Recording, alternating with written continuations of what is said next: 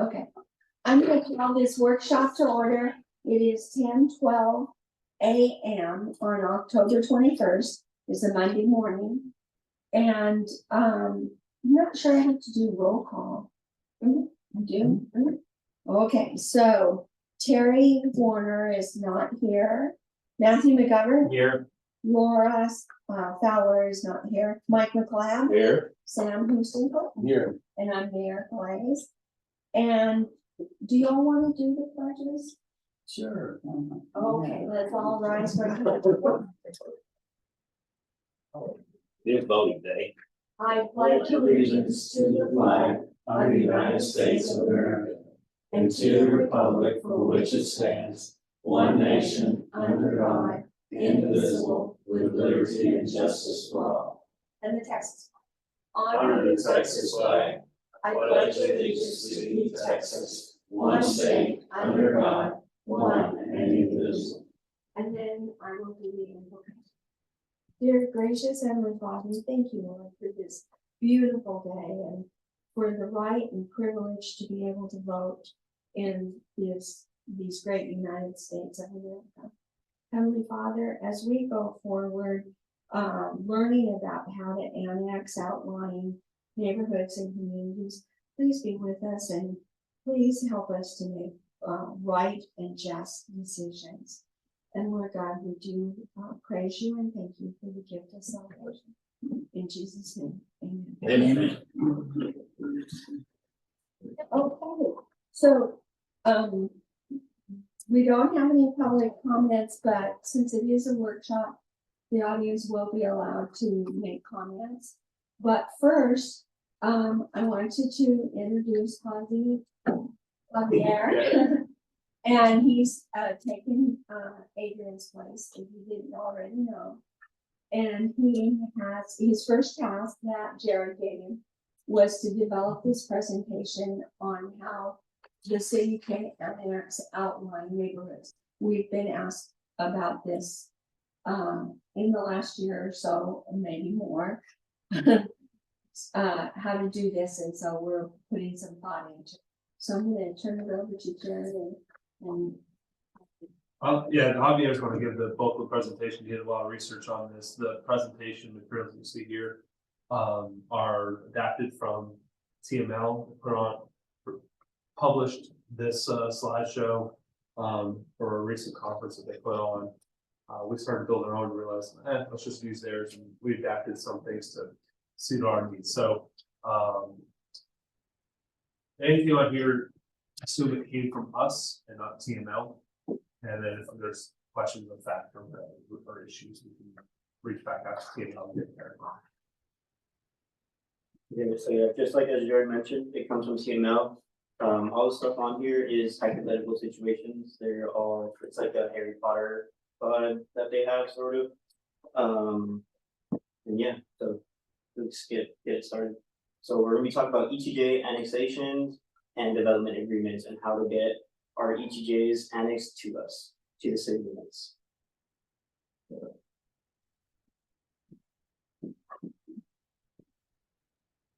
Okay, today's goals. Again, we just want to talk about ETJs, how to get people into our city limits, and how we could assist them into being part of the city limits. So this is our hypothetical city that we have. It's called Cauldronville, Texas. It's a general law city, just under 3,000, and they have city water, wastewater, and flood utilities available throughout the city and in parts of the ETJ. So we have two individuals coming to moving to Cauldronville. They purchased a 350-acre tract in the ETJ of Cauldronville, and it's currently taxed by the county. Tax, okay, wait, go back. Tax is ag exempt property. Currently for this scenario. Okay. And what it really is getting into is what the ETJ is, how services provided. Right now, there's no services provided. The unique difference in this example and what might be applied to Martindale, it might come up. There might be distinguishing features. Go back one slide. there are no other water or wastewater providers in the ETJ, and it assumes that there's a city water utility. It makes the scenario a little bit easier to go through and focus on the procedures of annexation. When you have other utilities in the mix, like there exists in Martindale, there are some wrinkles in terms of notice that has to be provided, but it doesn't affect the general procedure. So we're going to focus on a simple example based on this Cotterville that isn't exactly analogous to Martindale, but it laid out the same procedures that Martindale would use for annexation. Does that help? Mm-hmm. Thank you. In the end, we could sort of get into like, not The the nitty details. gritty, yeah, but Yeah. there, we can provide some more insight into the nitty gritty side of stuff. So, power city limits. There are 3 areas, if y'all don't know, there's 3 areas to a city. There's the city limits, which is number 1 on there. The ETJ, which is number 2, and number 3 is outside the city, and it's county. So area number 1 is inside the city limits. This is where the city has full authority over the couple moving into the city. And those are all the things that the city provides or looks out after. The second one is the ETJ, which is we're gonna be looking at more closely later on. It does extend 1.5 mile to 5 miles out, but for Martindale, it is half a mile out, or 1.5 miles. Because we have a population, we have a population of roughly 2,000. And the third one is outside the city limits. This is for people that don't really want to deal with the city in any sort of way, and just want to deal directly with the county. And then the Potters are trying to figure out where should they move into. They don't really want to deal with the city, but they also want to be close enough to the city so that they can eventually get the city's amenities, essentially, like the wastewater, water treatment and all that. So real quick, before we go to the next slide, really there's the takeaway on this slide, there's no zoning controls in the ETJ. Go to the slide before, there you go. Back up for a minute, back up. Back. I love those junk cars and I love the tires. I mean, that's great. I mean, that tells you right there, you can have a junkyard or a tire dumping area. So, Yeah. just like, I mean, y'all are citizens of the city, right? So with ETJs, the city has no authority, or it really depends on where you're looking at, but some cities don't have authority in ETJs and some do. And that's what happens essentially. So the city wants to expand and the city want to try to control what's gonna be placed in the ETJ. Some people don't like it, some people might not like it, some people are all for it. And one thing I gotta add, I'm gonna add this. Martindale's a special place because we have a spring-fed precious river going through the middle of it. And a junkyard and a tire dump would not be very good for a river situation. So we're kind of unique.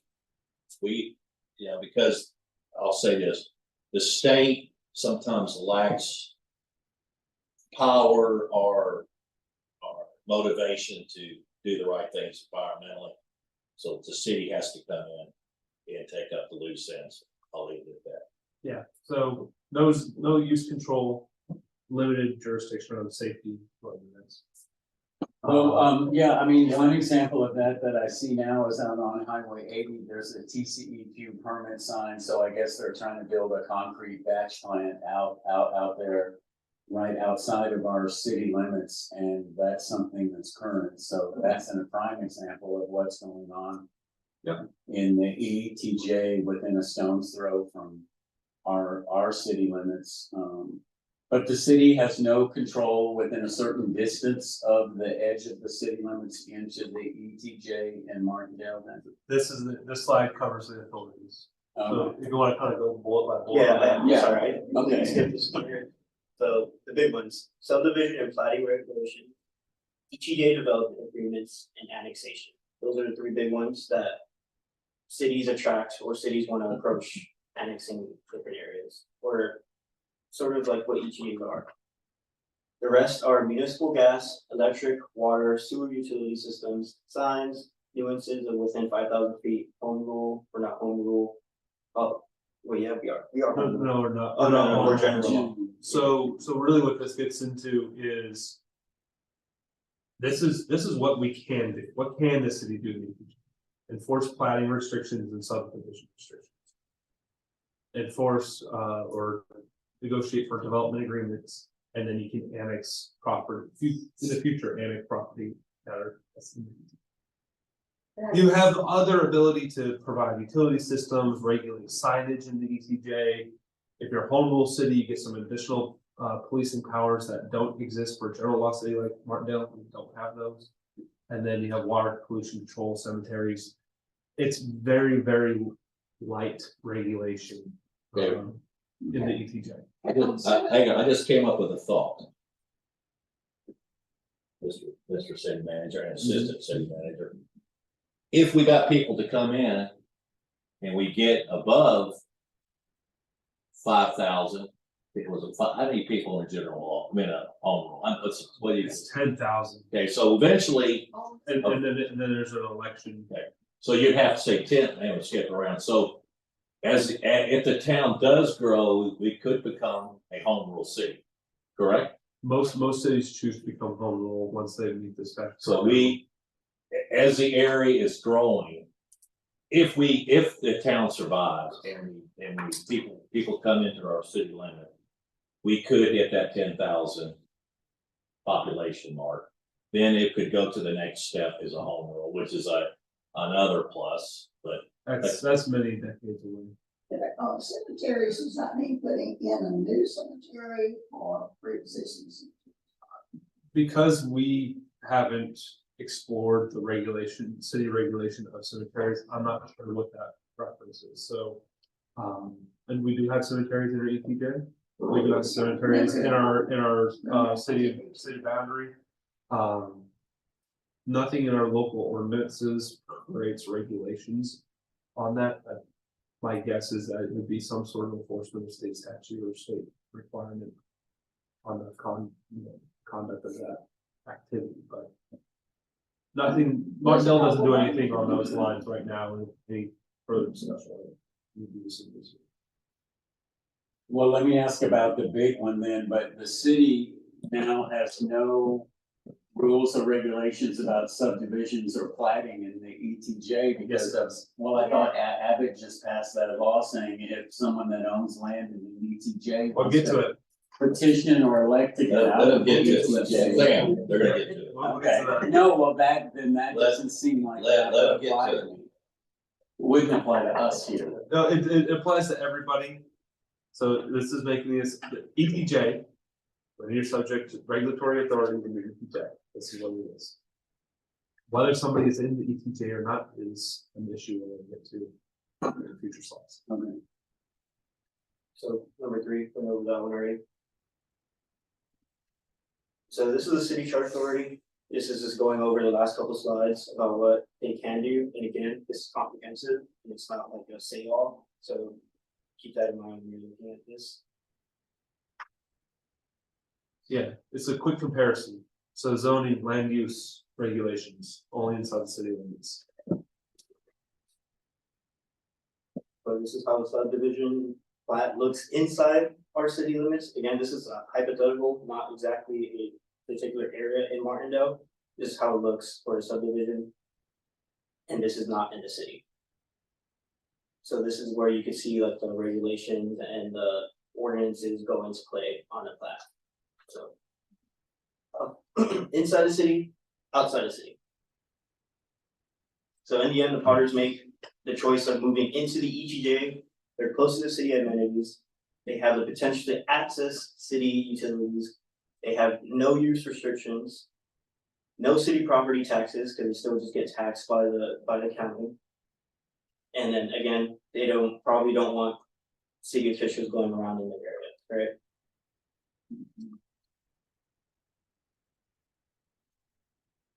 Okay.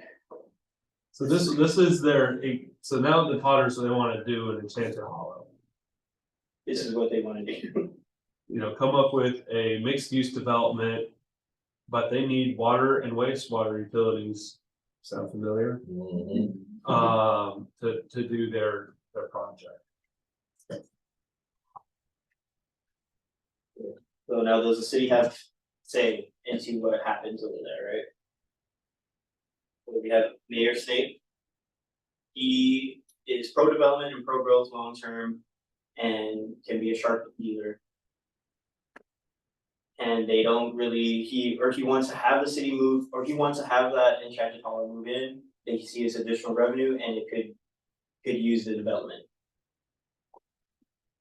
The mayor wants to annex the area unilaterally, but this is not done anymore, and it's no longer a thing here in Texas. This is as in the city just annexes it without any other precautions or any other way. They just approach it, say it's annexed, and you guys are annexed in. That's what I'm thinking. So this is what I basically said. Bill is saying that you can't do that anymore, and private owners must agree to annexation. That's sort of the way of the land now. It's like 50% of the voters. We'll get to that. Okay. Okay, so these are the options for the city. Incentivizing annexation. So just like Councilmember Mike said, that we have the officers, we have other different ordinances that might incentivize annexation moving into the city limits. And there's other certain government stuff that sort of happens with like trees, MUDs, and DA's development agreements. So yeah, so really this is getting on it. If we can't unilaterally, only level to incentivize. And this is the list of things we could use to incentivize things. Okay, so what is annexation and why it matters? Sort of going off that previous slide. Purpose of annexation is to manage growth and development, extend city services, increase the city's tax base, and then again, no property tax for those who reside in the ETA. Why it matters. Planning and development. Annexation helps manage growth and plan for the future development of our city. Economic benefits. New residents and businesses contribute to the city's tax base, which in turn funds essential services. Service expansion expands access to the city utilities, emergency service, and infrastructure improvements. I'll add one thing to it. If you come in, you have a voice, you can get elected to office, you can vote for your candidate, you can bring your person from your neighborhood to get elected. And that needs to be added in. You'll have a voice, whereas people in the ETJ do not have a voice at this moment who gets elected or who runs for office. Yeah, I'll add that. And just like as you mentioned, people in the ETJ, the city does get, people approach the city who live in the ETJ asking for help. And what can the city do? The city can't really do anything. The city can't, all the city can really do is, hey, just contact the county. Your road is messed up, you need to contact the county. Someone's being too loud, you gotta contact. So again, that's just going back to incentives of coming into the city. They have someone to go to and say, hey, such and such is happening. What can the city do? Well, I'll be quiet on this. I'm a prime example. Okay. To me, I'm a river guy. I want a can ban. It was my most important thing for me to have. The state wouldn't do it. So guess what I did? I ran for office, won by 2 votes, got elected. We got a can ban in, and then 3 or 4 years later, city of St. Marcus got a can ban in. So that was one of my deals. If you're not an elected official, you know, if you want that to happen, if you have a passion about, if somebody in ETJ has a passion about something, get elected to the office and you can make a change. Do y'all have any questions right now? See? Representative government, Exactly. there. Bullet, representative government. Exactly. Okay. I said it the long way. Right now. So these are the Potter choices, right? For getting annexed into the city. So this is where we start getting into the nitty-gritty of how areas start getting annexed into the city. Annexation consent options. So this is probably the easiest and most simplest way for someone to get annexed into the city is when some homeowners or property owners approach the city and say, hey, I want to be part of your city, right? Or they're already part of our city, but they want to be more entwined with the city government, right?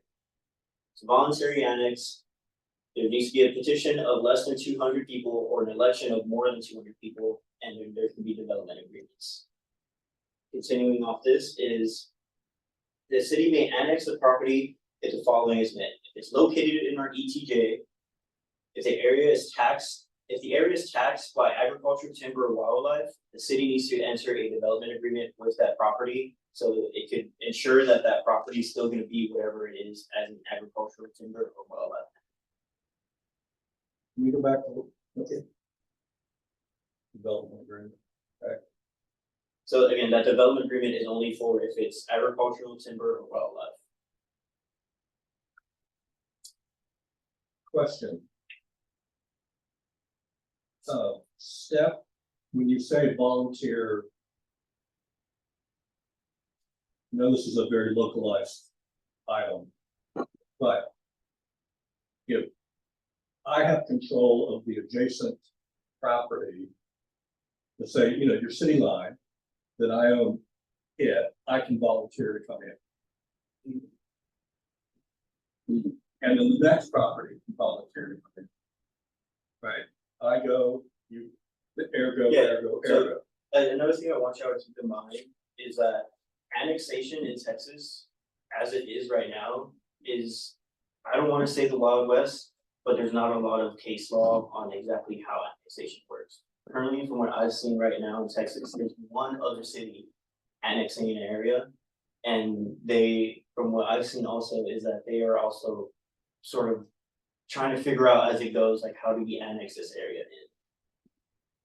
With that being said, there's a lot of stuff that might make sense on paper, and we do it on paper, but then it might come back and be like, no, that doesn't make sense. Where I'm going with that is, if there's a subdivision and you have lots 1 through 10. Lot 1 is adjacent to your city line, and I have control over all the way to lot 4. Theoretically, I could volunteer lots 1, 2, 3, and 4. To come into the city. Is that a fair statement? Yes, so you go back to the, But he's in a subdivision. if you go, so there are these 4 different ways. Okay, A property owner, a single owner, can voluntarily petition to be annexed in the city, and the city council says, sounds like a great idea, welcome aboard, and that's it. Whether that's 1 lot, 2 lots, 3 lots, 4 lots, really doesn't matter because it's the same owner, they're sort of saying, these are the lots that I want to be annexed in. The petition and election procedure is when there's greater than 1, typically. In the case where you have like 2 or 3, you would still follow the petition method. Or you can handle it as each individual annexation actions, we probably just follow the petition and put everybody's names and things together. The 4 on the development agreements, I just want to correct one thing. Development agreement is a required thing where the agricultural tax exemption status. Development agreements also, that's something that in the annexation procedure. The context on this slide, development agreements are, if you're developing an agreement, they have a developer provides for future annexation that grants that consent. Really, the state statute says you have to have consent, period, to annexation. It can happen one of 4 different ways. You get a consent through a development agreement contract, you get consent through a voluntary one-person petition to annex, you can get consent through a petition of less than 200 property owners, or you can get consent through an election, but at no point do you have the ability to annex without consent. Okay. At least within the majority. We're going to go through the procedures on each 4 of these in the proceeding slides. What question that he's on, I got a question to follow up with his. Say he's on the city line, I know the answer, he's on the city line and he has lot 1, 2, 3, 4. And then say person from lot 6 is an owner and he wants to come into the city limits. He cannot come in because he's not adjoining. It happened, lot 5 could do that, but lot 6 could not. Because it'd be a gap. Is that correct? Is that correct? So In that situation. We just covered it. It's on the next slide. Go to the next slide. So these are the prerequisites in your county catch. there is a requirement that areas must be physically adjacent. However, that requirement is explicit to home rule cities. So in this, for our understanding, there is no adjacency requirement for general law cities, only for home rule cities. That's odd. That seems like an oversight. I don't think it's been tested, that carve out. So if I'm right, Soul guy wants it. so is new. let's follow up on that then.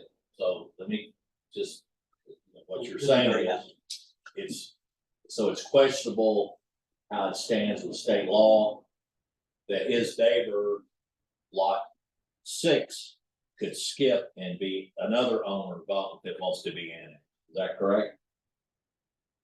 Like a polka dot. Yeah, like a polka dot, like. Yeah, but you could end up with a checkerboard, Checkerboard. sort of like city map. Well, don't we have that existing now, like on that upper right part of the ETJ, see how it's all tan orangey? Yeah, above the you have borders? that, and then you also got- have by, You gotta, there's some property with between Hops Ranch by Five Meadows that is completely surrounded by the corporate limits, but they're existing within the ETJ currently, and as we discussed in prior council meeting, people think it's So that voluntary. is in one village in jail, if you're talking It's, yes, it's, I think there's 3 property kind of tucked in there, in a little section, but Well, I didn't mean to- the requirement regarding being physically adjacent is, about. They don't have to be contiguous, that's what you're saying, contiguous means opposite. that's our understanding. Yeah, That it's because an we have explicit some- home rule Not- requirement. So I didn't mean to start strategizing about individual properties, other than for mine, there's opportunity either in 1 or in petition number 2. There's opportunity, and it would, my subdivision would fall into that 1 or 2 sort of category. But let's go on, because Yeah. I think you're gonna Yeah. see, one of the reasons that you're wanting your neighborhood to annex in is to control Airbnbs. So the Airbnb isn't gonna wanna come in, so we're gonna go on and we're gonna see how that, So that's a strategy, and where number 2 might be more appropriate. Because if Yeah. I have 14 owners. Yeah. And 2 are Airbnb, and the 12 of Yeah. them say, let's go in, and the other 2 are and screaming. we're gonna see by You know. petition or election that So it we has can to be take in by. the whole thing. Yeah. So let's on the let's right go page. on. Yeah. Hey, you're on the right page. You got it. Okay, so again, this is option 1, voluntary annex into the city. There's no other way, or there's no extras to this, right? So the pros for the Potters, if you're keeping in mind about the previous hypothetical situation, it's the simplest, 3 options on the table. It's the simplest of the 3 options. They have access to city utilities, access to other city services, and most commonly used for the process in Texas, right? Makes the most sense. You approach us and we're like, hey, of course, right, we want you to join our city limits. There's no other way of like getting a petition or a vote, you just approach us. The con is there are additional property taxes, development may be a little more expensive, and then the no extras part is that there's really nothing else to it, right? Like we can't be like, oh, y'all will be such and such exempt for such and such year or whatever, right? Well, so you say we can't enter into a deferred tax agreement as an incentive? I mean, Michael Bell did it all the damn day, right? Some Sue or tech companies, Elon Musk. Yeah, I mean, Those are structured under development agreements. This So is this is not a voluntary. development agreement, this is Voluntary. purely a annexation, I wanna annex in. A more complicated contractual arrangement under a development agreement that would have tax abatements and the rest would be considered under option 4, going back to our fire pass line. So we'll get to. right, we'll get there, all right. And then pros is pros. So continuing on that one again, it's voluntary annexation. These are the this is the chapter. places if you guys wanna look into it. So if you individually wanna do this, or anybody wants to print this sheet out, and there's a checklist. That's the checklist that would be followed. And keep in mind that one public hearing, if it's gonna get a little more after this. And then, so option number 2 is petition. This is probably what y'all are pointing to the most, and this is what, I mean, this is probably like the most, not the most complicated, but most like handful of work for the city to really look into and trying to annex different areas like this checkerboard that y'all are talking about. The city must pass a resolution including intent to annex the area and post a notice of annexation resolution to the affected owners, conduct hearing 21 to 30 days after following the adoption of the resolution, and then receive the petition. So the petition must be signed by more than 50% of the registered voters in the area and 50% or more of the owners of the land in the area. The petition details include a strict 180-day petition. Petition must include a map of the area, clearly state the consent and voter registration status, signatures verified by the city secretary, and results of the petition must be posted. Results of the petition, protest rights, and then that's the next slide. Question. We'll pause it. Yeah. Person out there, let's say 50% of the registered voters are renters, not landowners. No, you'd be approaching the landowner. So here, let's use the chart on the right hand side of the screen. This will help identify what we're talking about. If we're going, there's 3 properties. Those green acres, red acres, blue acres. There's a total of 6 registered voters. In order to get more than 50%, you need at least 4 registered voters to sign the petition. Also, there's 21 total acres in that area to be annexed. You would need at least, well, to make the math easy, let's call it 11 or more acres to be covered in your petition. So if you were to have green acres and red acres sign the petition and blue acres does not, the petition would fail. You'd only have 4 registered voters and 10 acres. That would not be sufficient for either the 50% registered voter requirement or the 50% land area requirement. However, if you had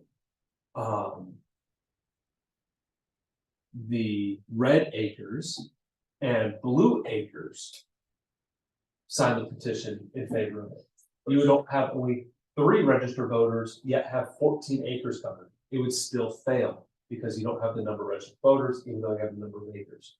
The only way that a petition would pass in this hypothetical is if all 3 sign it, that's pretty clear, or green acres and blue acres together both sign the petition.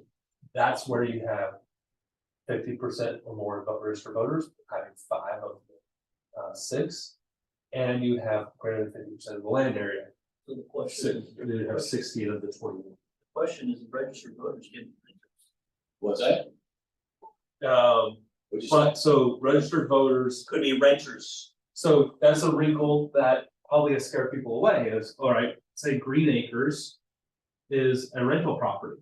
Not only do you need the renter, the people renting it to maybe sign off on it, but you might also need the landowner to sign off on it.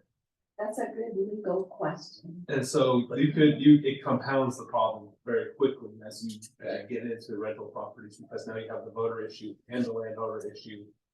Well, what is a landowner able to, if they're not registered to vote in that jurisdiction?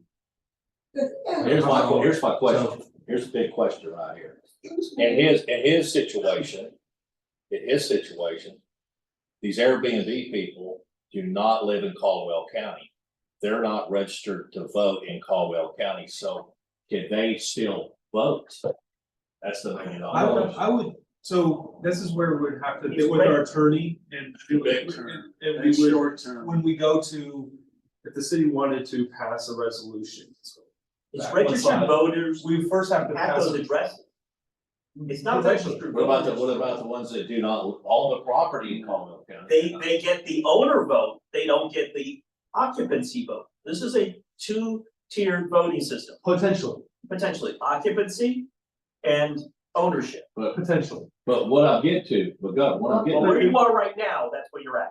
what I That get, is the most conservative interpretation of the statute. If you would want to capture both that way, there's no challenge. Who would challenge it? I mean. Someone who did not sign the petition. The other- Okay, person in well, red it would won't be a challenge it. rent, but here's It the, won't be a rental, a renter. Renter's not gonna challenge it, it'll be that owner. that lives out of the county that can't vote. Yeah, let's take a hypothetical. No, Say the vote, say the tenant Right. signs the petition. And then the landlord says, what are you doing? You can't sign a petition For my land. for that's my right. land. Yeah. No, and then you can have a situation, so But the the point- key is, Mike, if I might. All this is preceded by the city council passing a resolution. If there is a specific scenario where we're looking at this, these issues of whether. Does a local tenant vote, is it the landowner vote, whether they're not registered to vote in Caldwell County, whether they're not registered to vote at all? What happens to that land, is it, those things, to what Javier was mentioned before. Are really unsettled because they're pretty new statutes, and a lot of cities are just so scared off by the whole thing, they haven't done it. And there's only one city who's kind of approaching it, and they're not done doing it yet. And it's also. That's us. You know, isn't it fair to say that my subdivision would have a certain set of conditions? Spring River would have a certain strategy or conditions, the Falls would have its own strategy, so y'all would have to strategize or. So each area, you could do it as a lump sum, but you run into option 3 issues, which we'll get to next. Using the option 2 petition maneuver of less than 200 residents. If it all fit. You could do it all at once, or you could split it up.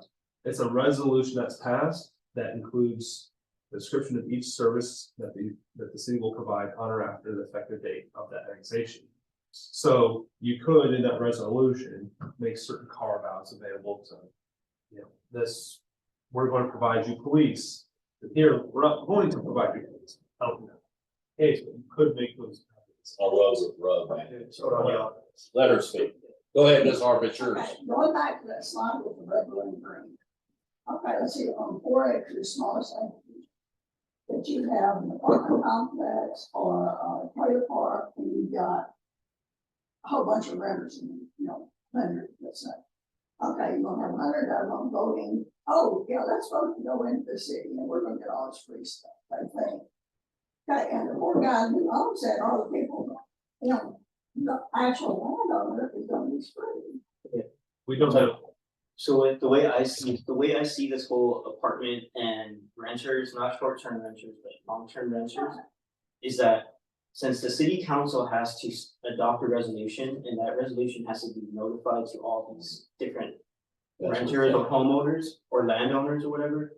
They need to approach the residents in that area and say, hey, the city's approaching us about annexing into the city. Y'all need to sign this petition, and I as well need to sign yes or no, or vote yes or no on this. And then that's how that conversation about apartments or whatever long-term rentals y'all could think about gets resolved. I think, again, Because you have to have both.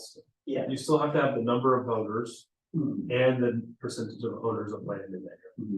so So the owner of the property is Something's up. basically telling the renter, sign this because I wanna come inside the city, doesn't affect you at all. Or say one homeowner or one property owner, it's just a single person. Yeah. Let's say they're a widow or something. And then, but they have 10 tenants, all 10 tenants go, no, I don't, or do not sign the petition, but the landowner does.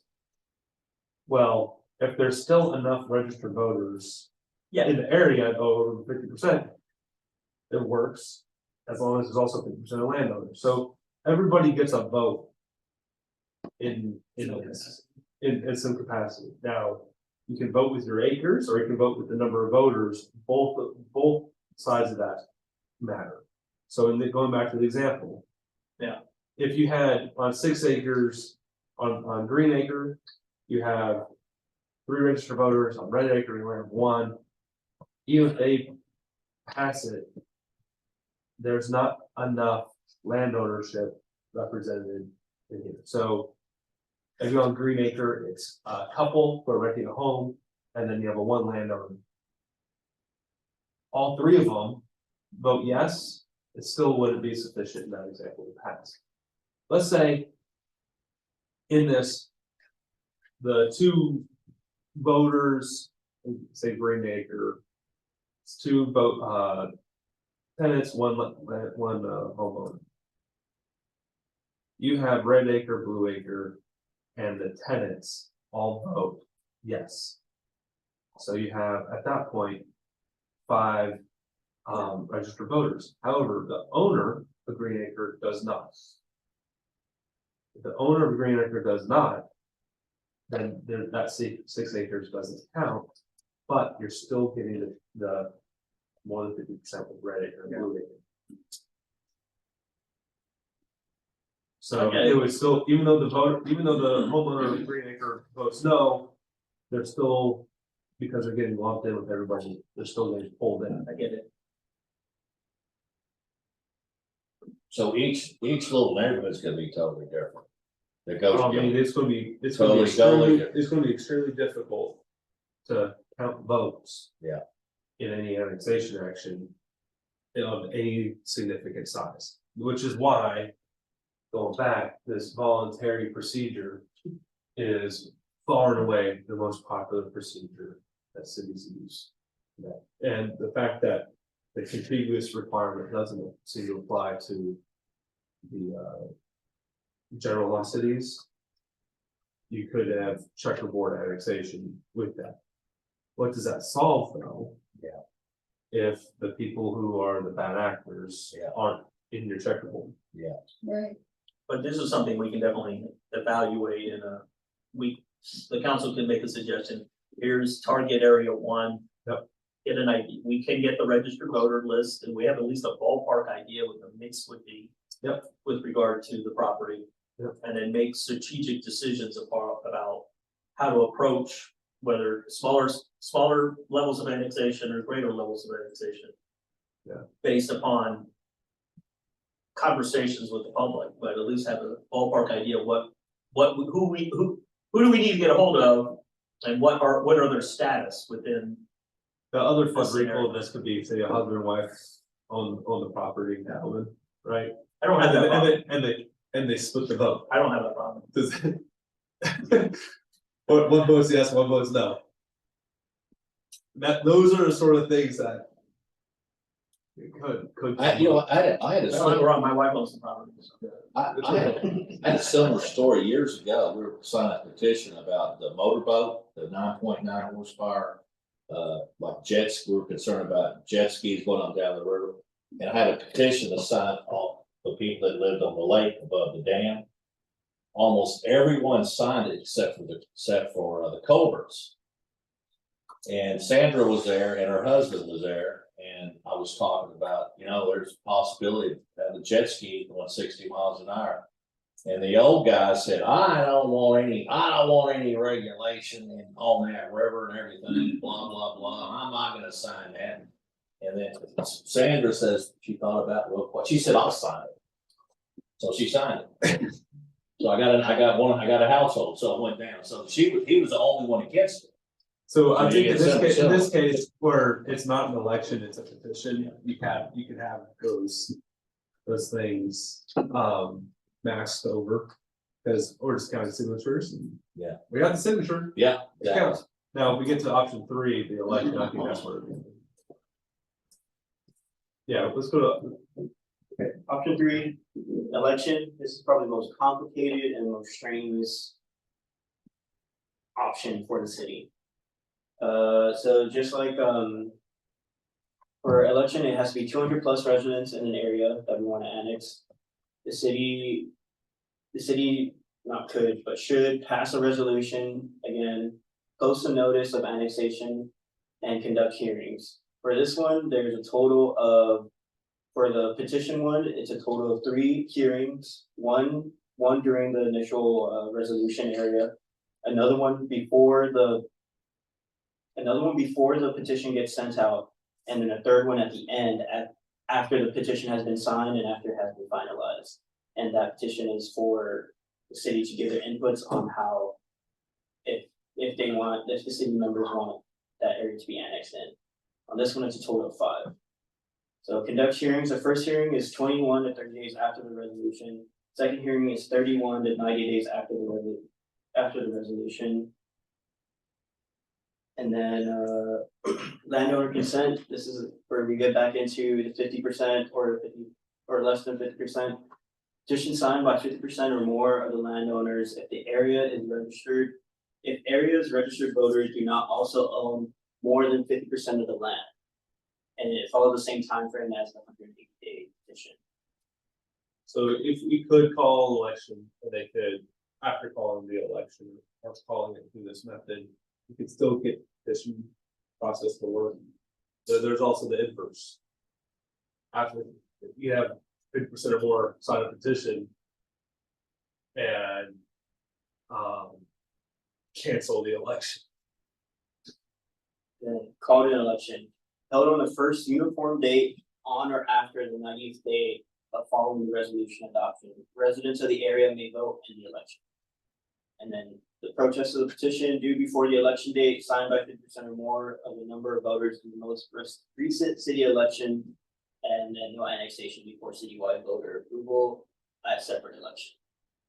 So what I'm looking at, the only time this would be an option if we wanted to get them all at once. Yeah. You're talking about Yeah, I don't Spring think we have River, any, yeah, Spring River doesn't have more than 200 Spring River, residents. Bend. So if the city were to look at annexation and Just do all of them. you counted votes and said, Yeah. we might have an ability, there's enough interest in these enclaves of the town that we want to add these additional enclaves where we know there's going to be fierce resistance.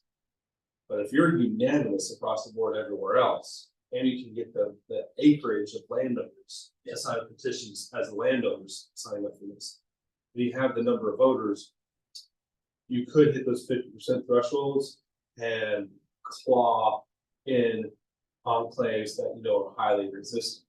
So there's some gamesmanship in how you strategize.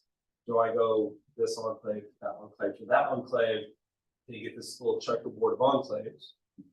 Or do you do one mass effort and then I don't have an attorney that's a thing. I have Let's a see. different game on that. You mentioned the 200. How many are in Spring River? 100? Well, we have to get registered voters. All I'm suggesting is if There's not 200 properties.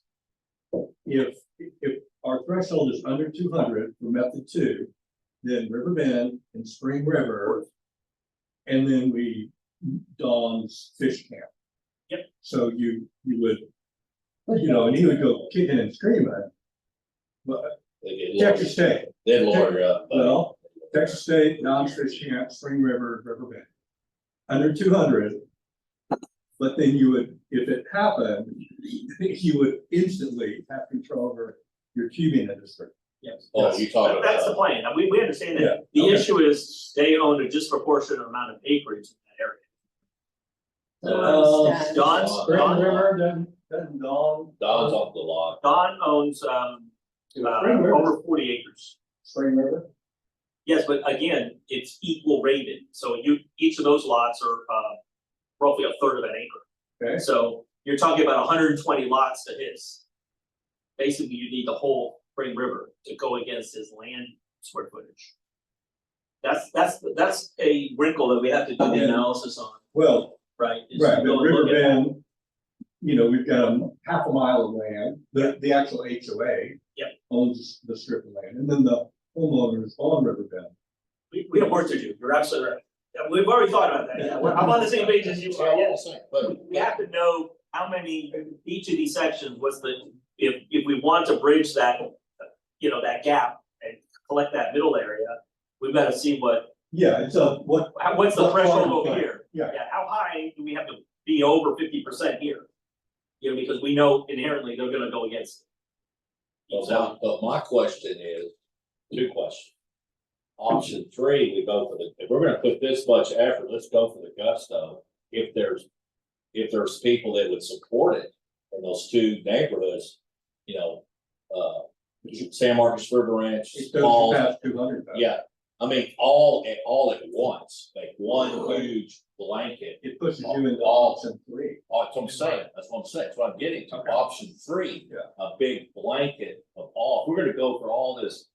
Coach talking to people, but here's another question, they're in different counties, does that make a difference?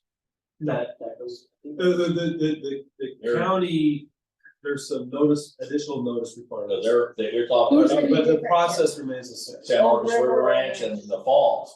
I mean, they look at the big picture, I'm with Steve here, but if we're gonna spend all this effort and get talking to people and trying to get people on board. Possibly, if we get the numbers, maybe option three and just go for the gusto. Again, we have to start with, we have to do some research. Well, I know if we either way, but if we're gonna put that kind of. We gotta be careful. The city staff can't do any research. We can't be canvassing vote. Yeah, We You're can't, because that would be election year. what about council people? Yes, people are politicians. So- So meet with your constituents. Well, I can maybe- do, well, they're not like So constituents. the level of work that You're fine. the level of work that you're allowed to do is getting the Prepare the register, resolution. getting a list of registered voters and this land evaluation, you can't do. We can ensure that we can develop the petition based on the city council saying, city administrator, please develop a presentation to, a resolution that would result in the annexation petition for these areas. I can develop that resolution to be. All right, I just wanna know, you're not gonna do it, I'll do it, I got it. I just Okay. gotta- No, but in terms of, and a part of that, we'll count acres, make sure that we're putting forward a resolution that is valid, would be held valid if it was passed. We'd probably can even take a look at it, in depth as well. So we'd be spending some time on it, we could, assist in, pulling records, verifying acreage on the Got with the CAD and other things. One thing that city staff's not gonna be able to do is meet with residents prior to. So elected officials can. But elected officials can, and we can explain what if the resolution gets passed. Okay, let me, Explain what the resolution is and what the impact is to people who are concerned about it, but we can't advocate on. I understand. So my question, let me finish, let me let her talk, but my finish to follow up on. If we do option three, just calm down. If we do option three, and we got Spring River, River Bend, San Marcos River Ranch, and the Falls, could we do the blanket, and then each You neighborhood could also has their do- own special, You could also do Bella Vista. Yeah, but I'm the rest saying, of but- West Ridge, but because Greenhouse Road. can You know, can each Bumble, one, Skyview, if you're looking at a ton of, if you need voters, no, but Skyview has a ton of voters in a very densely packed area. but So my question, there's ways that you can look at doing this. Now, the resolution Yes. is gonna have to be, it's gonna apply to, if you're doing the election, it's gonna apply to everybody. oh, you can't do a special, You can carve it out, but at that point, you're using the under 200 petition.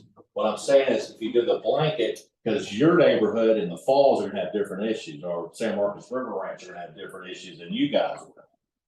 I mean, can there be a modification of resolution for each, a little subset of each? Then they would be on simultaneous but separate annexation. Okay, that's not something, okay, that's what I'm looking for. So the results of one would have no impact on the results of the other. But we could do it, we could do it. But by doing that, that's something that council could look at and a strategy, annexation strategy. And, do you do multiple individual simultaneous, or do you do it all as one action? It's going to come down to the number of voters and the land area and What they want. where the support is. Again, this whole thing is designed around consent. So you're going to have to get majority consent of landowners and voters, whatever you do. So I'm gonna split a hair, you've got Texas State. However, Dawn's Fish Camp, the landowner is separate than the business owner. And last conversation I had with the daughter of Nellie, I don't know her name, they were getting disenchanted with the tubing. Really? They were, yeah, it could be just that that day that they were, like, well, maybe we won't renew it. But they were just sort of tired of the hubbub. That's amazing. So I'm saying it's landowner versus business, two separate, absolutely far apart. So maybe you get a challenge from Texas State, but you might get Nellie. Is Donald still alive? I don't. My research shows he is, but you the thought you land, were. the property is still in his name. Yeah. It shows he's 90-something years old, but it has not changed ownership, because when we were doing research before for the city I was, it still says, I did my research, the app that I use, and he's still alive, and the address on record is on property, They're not gonna. and, Well, but it hasn't changed ownership, it's still in his name. All that land there is still in his name. It would just be different when you talk about the amount of land, in one owner versus Spring River or Texas State. Texas State tubing is only like 3 acres. Yeah, it's very, Something yeah, like- so- it's less than 5. So you might actually be able to batch River Bend, Spring River, and actually, the front houses on 103 is already in city limits. Yeah. They're already there. Well, how likely do you think that Spring River or River Bend would wanna annex into the city if they knew eventually that the tubing businesses wouldn't? Well, And they're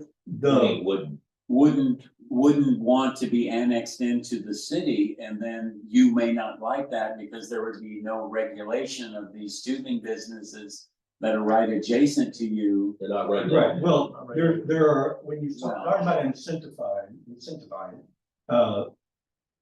police, that's one. We already get fire, we already get water. Police is a big one. Airbnbs is a big one for us. I'm assuming that is the same for Spring River. Now the disincentive is the taxation, which I guess we will get to, because you have senior citizens. Half of my owners are 65 and older, so it's like, well, a new ad valorem tax versus it's a fixed rate. There's going to be some of that. And then a year or so back, I was talking about, well, you might be able to get some of my people there if it was more of a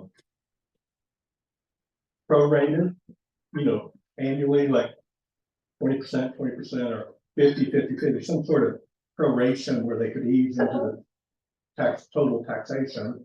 Now, you might say that has to fall under development. Well, that's a new wrinkle. But we may be at 50%, as far as who wants to go in. And then we've got, the first Airbnb is already in y'all's city limits. The second is midline and then all the way down. And there has been on occasion, quite a dust up. So you probably have a total of 16 owners, 50% are already there. 2 owners are very passionate. I'm sitting right here. And then you might have about 40% on the fence. And then there are 2 Airbnb owners they'll see you in court. One of them is literally professional, I'll see you in court. See in court. Or Like a Airbnb, yeah. Yeah. Too much money. So, but, if you're batching out, there's also a wrinkle that the properties along the river or individually owned, the access is Riverbend Homeowners Association, which is that 30 feet by half a mile strip of land in that pie right in front. So this is the intricacies of how to get us there. You got property owners, but then you have the HOA owning that strip of land, which is the access. And you talk and usage agreement. I know I'm throwing a lot out right now, but for years, you had one homeowner who tried to convince Martindale to get a usage agreement to go across Riverbend land. Well, you can't bring services if you can't come across privately owned land. And she was, you'll need a usage agreement with the Riverbend to bring services. So what services do we have right now? Trash, that's it. So it's like, well, when we were hiring the same company anyway. All I'm saying is it is a gamesmanship, it is a chess game. And I personally am optimistic. This even meeting is a huge step to get, how do we get there? And so just what you just said, I've changed my mind. We don't do option 3 at this point. We do, this is my opinion. We focus on your neighborhood and Spring River with that one first. And the other, that blanket, it was just, that's too much. That's too much. And then there's this sort of, the domino effect. Yeah. If you get us, if y'all are able to pull that off. Correct. If y'all are able to rein in Airbnb and exactly right in here. Exactly. Your other folks might go, oh, geez.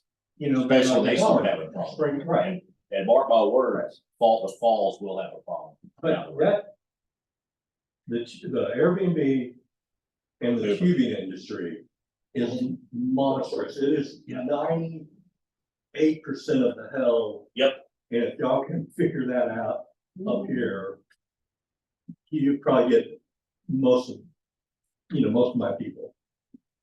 So there you go. You still have a question then? Yeah, one of the slide that you had was about, city services, Okay, it depends on which side of the river you are as far as providing services. Across the river, all the different subdivisions on there, what right now does Martindale provide? Nothing, but we have nothing over there is in our city limit. And how So, about the utilities or like water? oh, well, that's separate from the cities, but the Martindale Water Supply Corporation does provide water on the other side of the river up to a point, and then it becomes crystal clear. But on this side of the river, Martindale water, it goes where? Goes up 142 a decent ways until it hits Maxwell's water supply corporation. Now, if you did like Mike said, there's all this blanket annexation. Who pays for the extending the water lines, electric, wastewater? Yeah, that's a big problem in Martindale, wastewater. You have to add police, so you have to pay for more police officers, police that side of the river, or you got something going on over there, or just something going on over here. There's a lot of expense in doing that. I don't know if y'all thought about that. The wastewater, you're correct. The wastewater would cost a fortune. Law enforcement not a big deal, in my opinion. We could hire another officer. The increase in revenue from the property tax would offset. But the wastewater would be a problem. Who pays for the extending the wastewater line? Would be us. Well, you don't have to, the resolution, all it says is that you have to describe what services will be provided on or after. It doesn't have to be the full load of city services that are provided today. Exactly. It could be a frankly a de minimis amount of services. It could be simply track service and police service and go no further. That's it. Yeah. But again, police service is huge. It's huge right now because of the crime and what's going and the call times that you're gonna call the county to get service. If you got Martindale, they're right there. We got officers on duty And if we got more tax revenue, you could do 24-hour service, you'd have a specialized police force for our city limits. And that would benefit all the neighborhoods. So that's our biggest, in my opinion, our biggest selling point is ordinances and the police force. And don't underestimate the ability to vote. The Correct. ability to Representation. hold office, run for mayor, you know, Yeah. looking right at the mayor, you know, the ability to Council be person. pet council and to not just be sort of a. Yeah, you kind can of take a- me out, see, Yeah. I like that sort of So- thing. So for a couple of my sons, you know, that's probably the biggest one for them, is to be able to vote. You know, in the. And run for office. Okay, You go. so we're gonna continue. Didn't mean, sorry, young man. Okay, you can run. Okay, thanks. Yeah, you go, see, I got such a big fan base. Okay, so option number 4 is the development agreements and annexation. So essentially, it's just enter a development agreement, and in that development agreement, there needs to be an annexation portion of an X amount of years, or X amount of whatever you will be annexed into our city limits. The local government codes right there, if you wanna search it up. And Yeah, this is where you have the property in the EPJ. This is most frequently what we use when we have large developers, like in this hypothetical example of, hey, I want to build the Chocolate Hollow. We enter into development agreements regarding annexation, because that also starts opening up to these chapter 380s and the other packages, so. so again, just like what Jared said, this hypothetical situation where this couple comes in, they're gonna build this enchanted hollow thing. And they're trying to figure out what's the best situation for them to get into the city.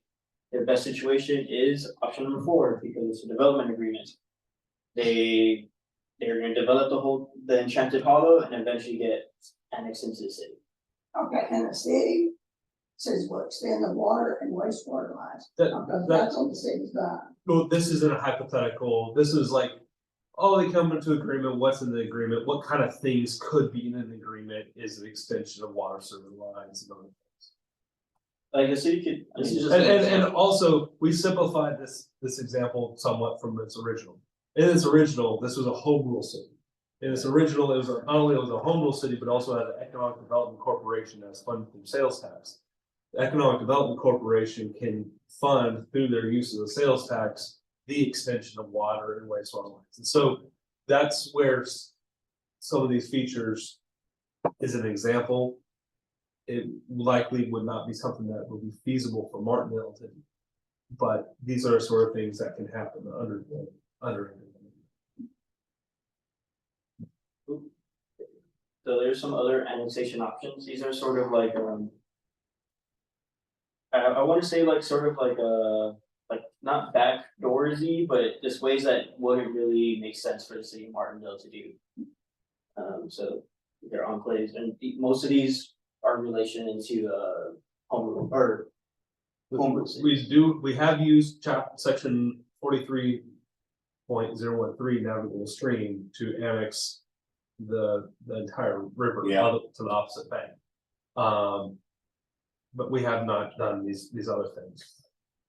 Like 112 or 012 area owned by our municipality. So like right now, our wastewater treatment plant, that land, that 40 acres, owned by the city of Martindale, located in our ETJ. No.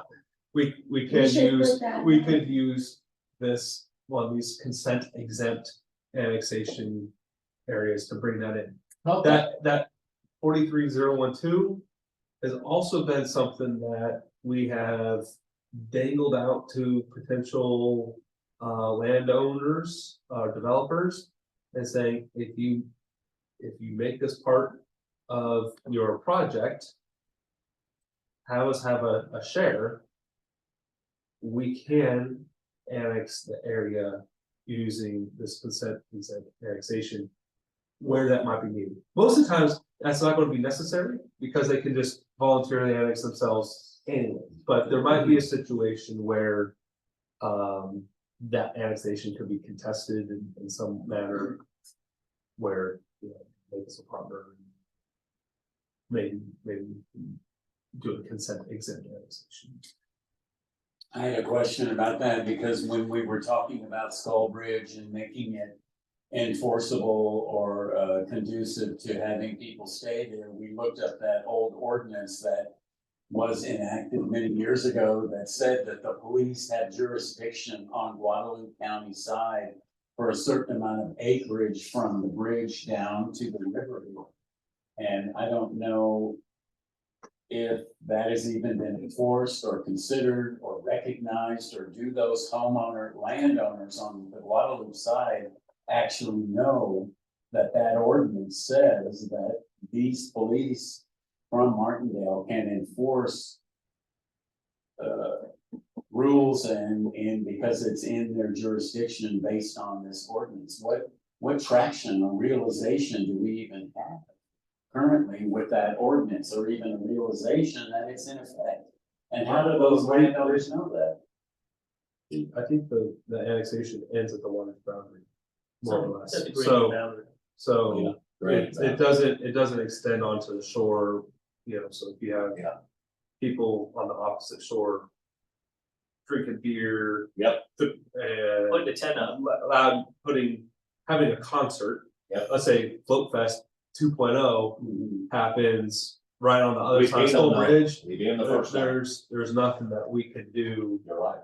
really to go after it. Ready about So Gradient boundary, okay, no, that. It was to go and enforce stuff in the water. That was the purpose we think that. If a can ban, technically, we don't, city has jurisdiction doesn't extend into the water, that's the state. It's a Navajo waterway, so it's by extending it over to the other side. In theory, Tommy can ban someone in the water and write them a ticket. Can't do that without that threshold.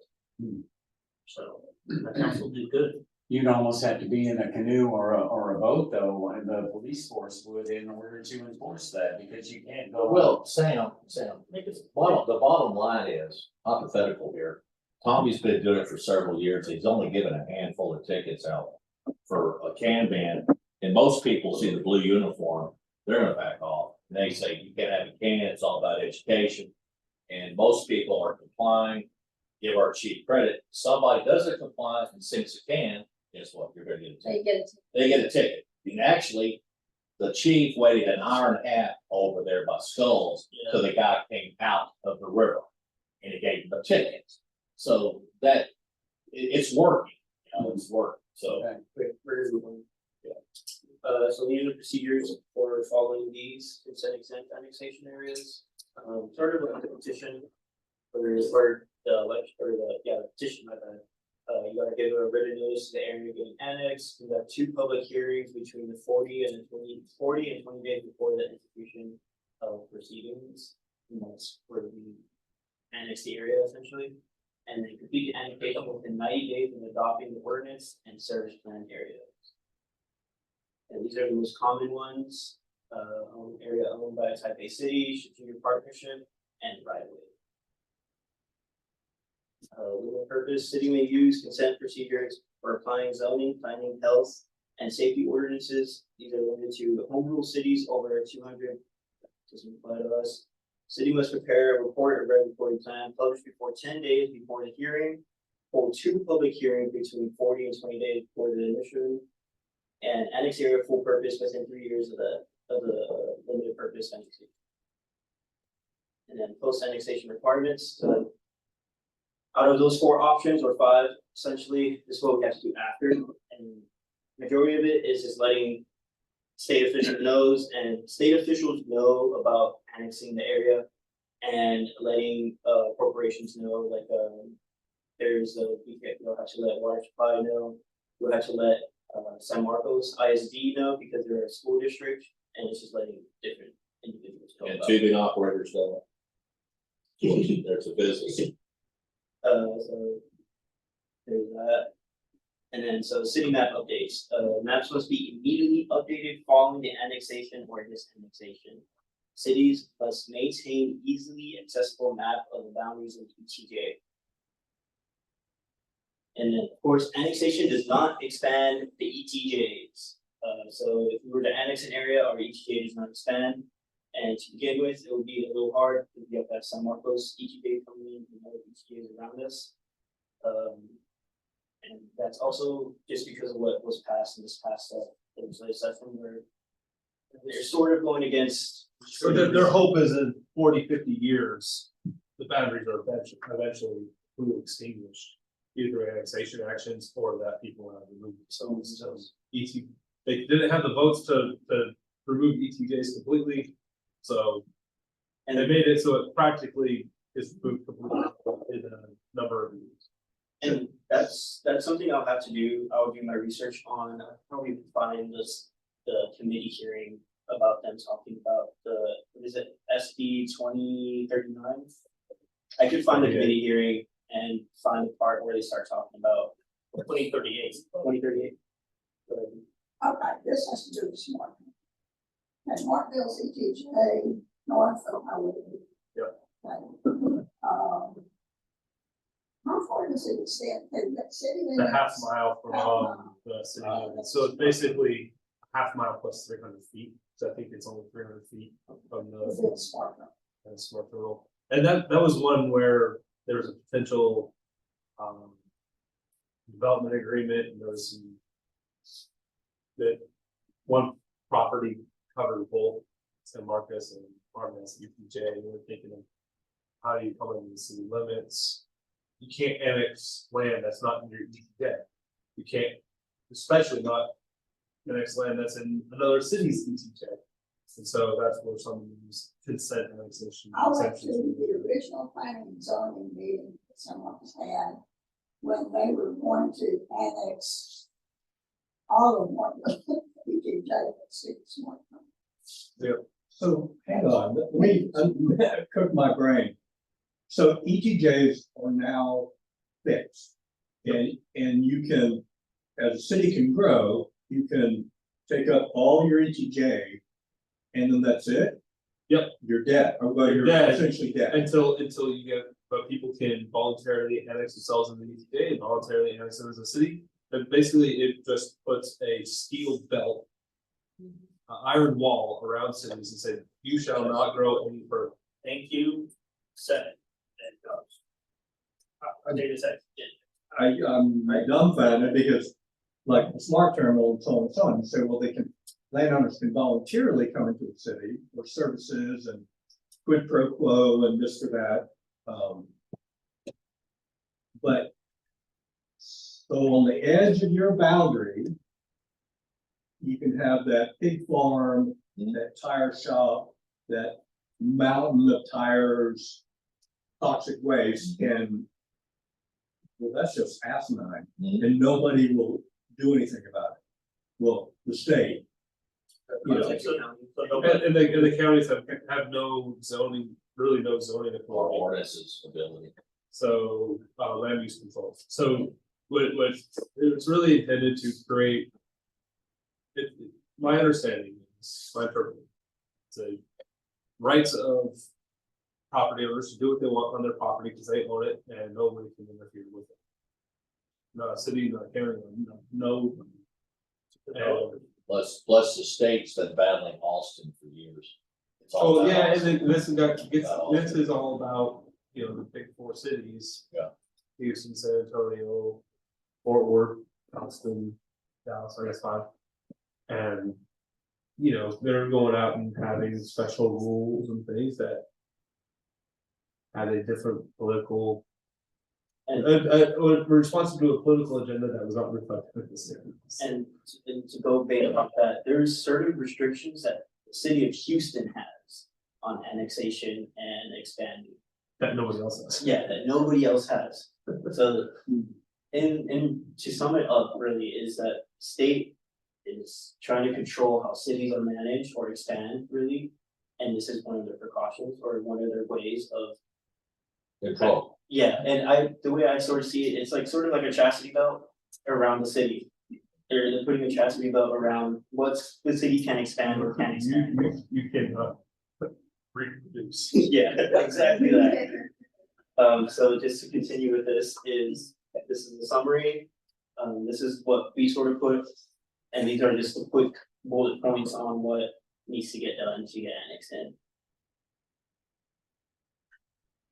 And we could, I think we could just print out this one slide, Yeah. if y'all really want, just want something to take away from it. One question for you, maybe if you could do a little research, but I'll give you an example. The Falls, for example, half the neighborhood is in the ETJ of San Marcos and half the ETJ of Martindale. No, not anymore. Are you sure? 100% positive. What is it? It's Oh. either in Martindale DTJ or nobody's. Okay, so half of it's not in the, so there's no, because what last I saw on the maps, half and half, so, Is that current? That's true. well, look at the Falls down way down river. Charlie said no means. Yeah, that's exactly He's right. not in San Marcos. He was in San, Yes, so it's no man's land. so part of when we came up with our settlement agreement with San Marcos, So they. they went ahead and said, you know what, this is a lot easier, we're just gonna follow the boundary of the road. And we're gonna release stuff from our ETJ. Well, our ETJ didn't then expand from that. So we had the ability. So how, okay, that's still my question, and so there's no man's land, so. If the rest of that neighborhood wanted to go into the city limits of Martindale, what can they do? And they're no man's land, they can do that. No, fairly easily, Very. it's no man's land. Okay, But they could annex into the Martindale ETJ. They could, Yeah. yeah, and that's a simple petition. gotcha. That's how a lot of them in 2007, there's a lot that did it in 2007. In advance of San Marcos becoming 50,000 and San Diego statutory. And, yeah, go ahead. That's basically all. Questions or answers we provide, or questions that y'all want us to look into? Yeah, I know that we've just told that the public and ourselves that the two things that perhaps the city could provide to annex in would be the police and code and enforcement and And Airbnb. Yeah. and Airbnb but I mean, we have been working somewhat hard and it's challenging to improve our own infrastructure within the city or improve our roads. We've tried to increase our personnel, but I mean, what is the immediate thing that the city could do out of these things that I just mentioned? Infrastructure, road, personnel, fixing signs. I mean, what do we need to do to show as an example where people aren't walking over the same cracked sidewalk that's been there for 50 years. People aren't looking at the same speed limit sign that has been leaning at a 45-degree angle for months and months and Well, months. That's a great question. I mean, no, I'm saying, how do we We prepare have ourselves to. as a city So- to incentivize and say, no, well, we're just gonna wait another year and not post these codes and ordinances. Wait a minute, Mr. Clinton. I'm asking him a question. I'm just saying, I want to defend the city and the staff here. What have we done the last 5 years? I got a big list. You wanna go down that list? There's a list, and I Oh, a mentioned, big it. list. We have done roads and we have. We've done it, parks. but I think We've established parks and a police force. I mean, There's still things to do. Yeah, That's there all I'm is. saying. That's all I'm saying. There's still roads to cover. Let's There's still. think about it in terms of math, right? Like if right now, the city's total. I think the total, what do you call it? Taxable land value in the city limits is just under $100,000. $100 million. Out of that, with all the different tax freezes and things for people over 65 and this and that, we generate just under $400,000, $350,000 in property tax revenue. You grow the city. And if you do, like say, we do the large election and all these different areas and communities get brought in. That land value assessments and things would grow the city's property tax revenues from like 350,000 to well over $1 million. Yep. Now, what could that be used towards? Well, right now, we have no ability to service any debt to pay for roads being fixed. But if you have a tax base of $1 million, Yeah. You could cut the rate down because they're in a larger tax base. Say half of the tax rate would have, cut it in half. So everybody's paying less taxes on that rate. Do a bond election for the other half, and that other half is now $400,000, $500,000, $600,000 a year used to service a bond. That could be in the tens of millions of dollars, which is the level of that's needed to fix the roads. That's what We the county is can't- doing right now, you're voting for it. We can't Bond fix election. roads on $40,000 a year. We can No. barely No. fix potholes, and the potholes that we do fix are gonna break in a year or two because we can't. The roads themselves are basically a half-inch thick of weight of chip seal on top of dirt, not even gravel in some cases. So the roads have to be rebuilt from 7 feet down on up. Not all of them, but you could. 7 inches. Something like. Something, you exaggerate a little. Oh, exactly. A little bit. 7 inches. But anyways, so we'd have to rebuild all these roads. The only way to do that is through a bond election like the county's doing. You could afford a bond if you had a broader tax base. So, yeah, your total tax levy would stay the same, but half of it would go towards fixing the roads directly. Where just something, if we did half our property taxes today to fix roads, you're cutting the budget by $150,000. That's the entire Then you don't police have force any and staff. staff. Yeah. So you could Yeah. do, I mean, you wanna fix the roads, don't have a staff, don't have code enforcement, don't have police, don't have anything, basically just have a mayor get together Fix the roads. and monitor the status of the bond election and the contract that fixes that road. And then for the next 20 years, you're doing nothing. But if you're gonna, if you're gonna do that, shut the town down, let the county have it, and they do all the work. You're exactly Yeah, I mean, right. so the whole thing that we can offer, and we are to these people, law enforcement, parks, ordinances, regulate tubing, regulate Airbnb, that is the jewel of Martindale, and that's why Martindale was incorporated in 1983 for the dump. They were put, my wife's grandfather incorporated the city to stop San Marcos from putting their landfill over there. So there you go, you know? So I have another wrinkle to add. Like I said, probably Yes. 80% of my community is close to senior citizens, right? Well, some of them are essentially aging out. And I predict we're gonna have a few deaths, and we already have. So those properties are gonna be changing hands, either through sale or younger heirs. And there may not be, the young folks may not have the appetite.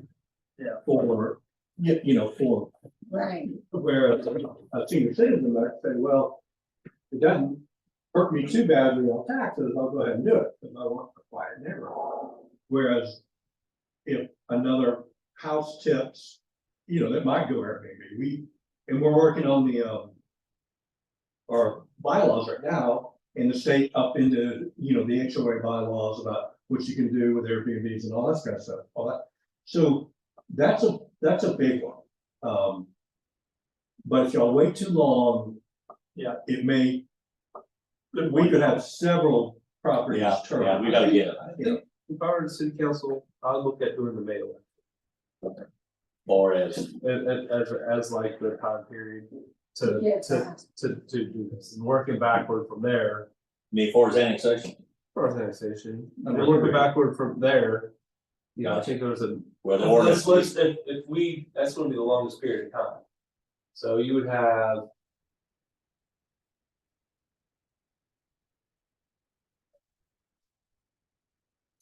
Results.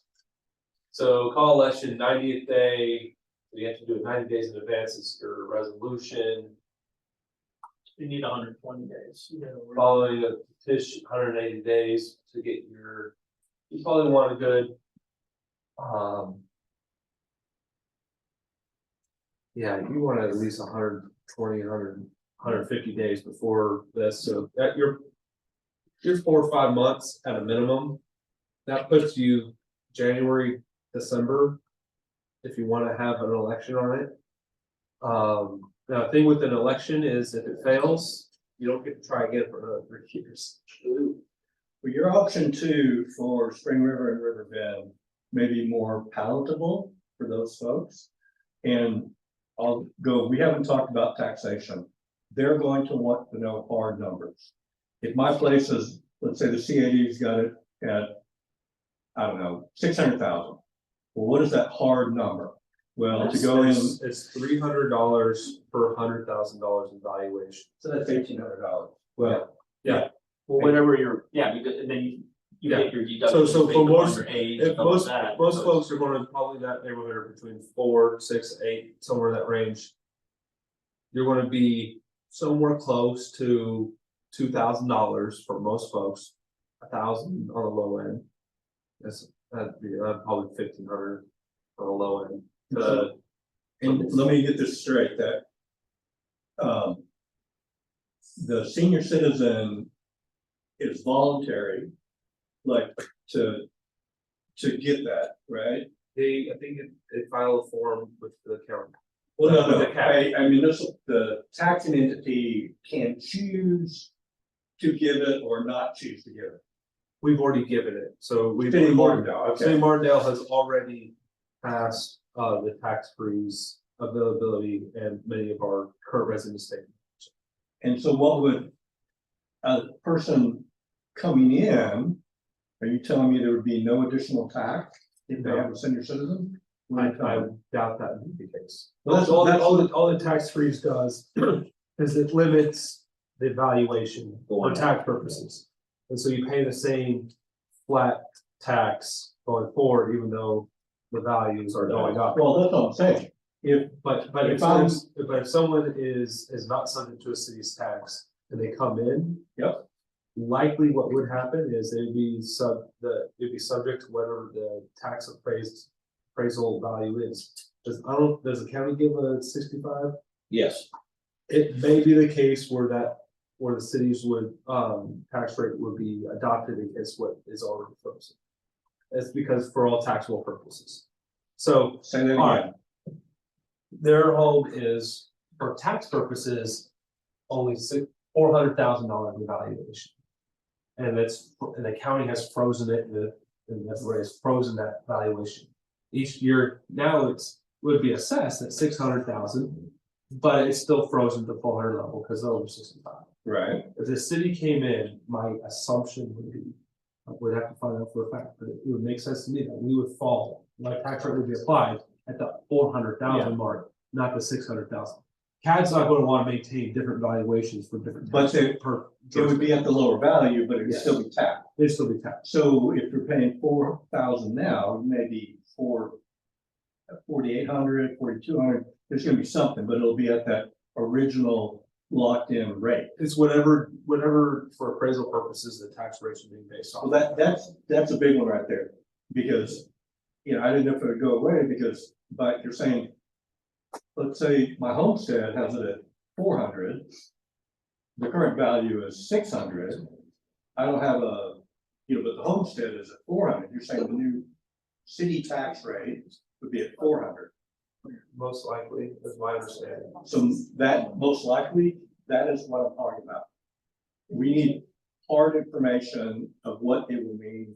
Because that seems fair, what does? but, I see your point. but I wouldn't, because We wouldn't be working off a different valuation, however, I'm not sure the homestead, now there's different homesteads. homestead, right? There's homestead for school districts that's different from homestead for everything else. Well, that's what I'm saying. And so, and really, the Martindale is, like I said, $300 for every 100,000 in valuation.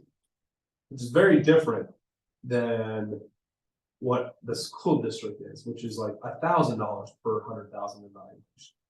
So if you have a total right now without the city, and you're paying $4,000 in taxes, my guess is you're probably paying what, 1.5%, somewhere in that range, or we're adding on 0.3%. So you're 0.3% of whatever that is, you're probably only a few $100 extra. Well, that would be good news. $300 is different than $1,800, especially some of these folks are on fixed income as well. So, but that's, And it might be more beneficial, not everybody has a mortgage, but if you have a mortgage, you'll have to have an escrow. It is really just gonna be shown in your escrow payment portion of what you pay in taxes. It's not gonna be a lump sum, that's always due. For most folks, if they're in a $500,000 valuated house, the taxes for Martindale would be $1,500. It would rarely be about 100 and some odd, 115, I don't know, dollars on the monthly mortgage payment that they'd be paying. well, like I say, if you're gonna present it to Riverbend, they're gonna want those answers. And in a form of hard, not just maybes, no, it will I be got a that. $400 Written increase. written down. It will be, Yes. this is what it'll cost. We have to get the list from the county with the Right. information. Right. Yeah, I totally understand what you're You saying. might even be able to create like a form online where it's calculated, type in your home value. Yeah. Your home's tax value, Assess that. assessed value. And we could spit out, all right, this is how much more additional per year per month that you pay in taxes. That would be very beneficial, and also I'd ask to answer the question, find the answer to the question, that's a better way of saying it. Is there a way to ease into it? Or 50%, 100%, is there a way to, you're shaking your head now. No. That the state law right now doesn't allow for it, because that would be under development provisions. I mean, it would be very, very difficult, because now we're having a development agreement with each and every homeowner for tax abatement, and all tax abatements have to be reported to the state AG now. And it would be infeasible. It would not be feasible with the current staff that we have. Yeah, just one. It wouldn't be It's possible. a great creative idea, And if Michael Dell every day but he's can do doing that it, math, he's doing it on like they did an example of the little 300 acres before it was developed. okay, I'm just saying, there Post is, development, if you look up our CAD value, there's, I'd probably say 10 million in assessed value. Probably that's low. It could be 15 to 20 million if everyone's 700 plus. There's a lot of value there. And if you help us get there, it's a big cherry, Well, what Anyway. it would be is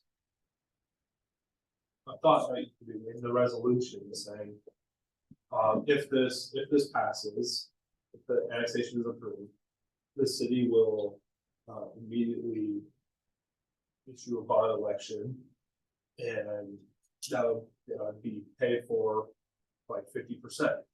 So that way, people who are being annexed in, the people who are already here, it could be a thing where contingent this passes, there'd be a promise to hold an election on a bond issue, where the city's tax rate would go down significantly, and the principal and interest payment on the bond would take up the other half.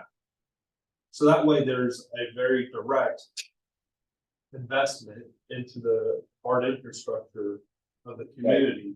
And it's not going to say, to tear down. I really see where you're going, because it could be just for roads, it could be for wastewater plant, and, provide all the services. all these taxable value, then you don't have to tax the totality as much, and everybody eases up a little bit, so to speak. It's I see where you're going. Broaden the base, lower the rate. Lower the Okay, rate. here's my question to staff right now, all of you. When can we get our Airbnb ordinance on the agenda? Next couple of months? Because that's what they want. That's what makes it worthwhile for that neighborhood. We have to get an ordinance before the election. We have to get an ordinance for Airbnb. That's what their incentive is, law enforcement, right? Well, law enforcement, Airbnb, and then the tubing industry. But if you go Route 2, does it need to be at an election? No, So what we do is But- plan for it. plan for it. And then that provides a, forcing the dates and get your in gear and Yeah. get things done, and otherwise we'll be having the same workshop a year from now. Yeah, but what we can offer right now is we can offer, once we get our Airbnb ordinance, we'll say, we got this ordinance for you guys, and we got law enforcement. We got those two for, the tubing industry, I don't know, And the We're getting ability to run. and real ability to run for Well, office. that's what I'm saying, you said, that's where that Those are the three things. Make right there. We can- improvements, therefore. So, My question has not been answered yet. When do you think the Airbnb ordinance will be on the agenda? Second meeting in November at the latest. Okay, so let me know. Get your neighbors down. Jerry's. Okay, that's all I need to know. That's soon enough. Okay. You got it? Okay. I'm done. And I'm I'm, already here. and I want your neighborhood stuff. I'm glad you showed up. I was ready to, I know. let's see, where's the little, take this color and add a couple more dots right here. How long we been talking about this, Steve? Couple of years? Years, because I could, like I said, bring in one, You're two, the first three, one, maybe a domino. four more lots. Yeah. But it wouldn't be that totality thing. And it also wouldn't be River Bend HOA road. It would just be more property along the river. So I don't know if that'll help, other than I could run for office maybe. There you go. Maybe. Or Chuck or whoever. What do you mean the road? River Bend is a privately owned road. Right. It's, 20 feet on a 50-foot swath of land by a half a mile. Yeah. So every homeowner has access along River Bend. And they're also part of the HOA. But the property is held, privately. Right. The home sites are between the roadway or River Bend and the river. Does your HOA fees cover the maintenance of that road? Is that what's explicitly said then? Well, that's, If you live in a private neighborhood, you have private roads, the same sort of thing, the HOA is in charge of the roads, but you might still pay city taxes and city limits. it just goes to, maybe that's another question that needs to be answered. Property owners versus the association and the board of directors. Who would have a voting rights for that River Bend road as opposed to their private land. There would be that would come up to the city clerk to verify signature that signature is valid. Right. Represent property. Theoretically, they should be the same thing, but they could be not the same thing. Because Riverbend Association owns land, and then every homeowner owns land. I personally own several lots, home sites and separate lots. So, me and Malcolm and I and a couple others, we have a pretty big stick. That's why I'm here. Another point, am I correct here to assume this, if they came into city limits, we have law enforcement, therefore if you have some issue on the river below your property, we have a police force that can go directly to that spot. The best way in is further, the best way in would be further down the road. Yeah, that should be. How about Spring River? No, to get in access to the river from Okay. River Bend would be one of the last few, and which happens to be an Airbnb. Gotcha. But, Chuck, a handful of owners. The very last house is an Airbnb? Yeah, that's a very Very joy. nice. Oh, joy, Right. yeah. So, And you add more crazy to that, that's actually 6 lots, maybe That's a big 7, several lots. And theoretically, he has the right to build some townhomes down in there per our HOA it's in a bylaws. flood, isn't that a floodway? It all is, sure. You could, Sure. No, it is not a floodplain, everything's a floodplain. It's a study. we got that problem. You have a whole other issue you gotta do. But, I'm obviously willing to sit and bring maps and point, I can tell you the story about oh, this is this one, and this is this one, and how are you gonna do that? So we could strategize. But we Another meeting. definitely need to get a rock solid Airbnb, we're working on it, so, That would be a big one, got it. so. Okay. So in terms of, you know, where city council wants to go from here, I think there's clearly an interest in the neighborhood that you live in. These others, it would be something to think about of what else would be offered, what could be offered. It would be a real game changer for this community, is if all these appendage enclave become part of the city limits. Bella Vista, the Falls, Green River, Western, Sky, River Ranch, Marcus River Ranch. River Ranch, That's the prize. the River Bend, Spring River, all the way down, basically as much as you can, and where it's feasible, annexing the entire Yeah. ETJ, On the other that's side. along the river at least, and then where there's pockets of Yeah. density. And then offering, on the heels of that, offering those who have large parts of land, reverse development agreements and saying, hey, we're not gonna. If you ever sell your property and it's developed, it gets annexed into our city, maybe people would sign that, maybe they won't, they would convert their sales, but somehow it used to be much more popular prior to 2019 when this rule went in place. Anyways, looking at those things, and then if we are going to something smaller, you would have, if it's just your property, if there were an interest to annex in the tubing businesses, you would likely need, you might not need to do the full Spring River. You could just go along the river's edge, all the property boundaries. And I think there's a larger property at the very end. There is. It was one of the Harper properties that could give you the acreage needed to account for the Nelly property, assuming that they vote Yeah, against it's it. Bagley. Is it Bagley? Okay, Bagley. it's Bagley. Yeah, Yeah, the last, yeah, the last big. You don't. yeah. So there's a way where you could just do a little strip and achieve that regulation. Now, as it relates to zoning and things on, as it would be applied to these new, if assuming that they were annexed, they would be allowed their continued non-conforming use. So all of the zoning centric tubing business regulations wouldn't necessarily be immediately applicable to those businesses in terms of like providing paved parking areas and on-site restrooms and things. Those would be triggered anytime there was a substantial improvement or change. Change the zoning. Yes, their zoning would be.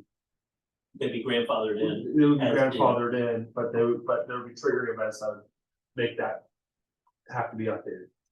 That doesn't necessarily prevent you from doing non-land use regulation, like can bans and the sale of containers of businesses along the river. Well, I don't know all the legalities that might go into those type of regulations, but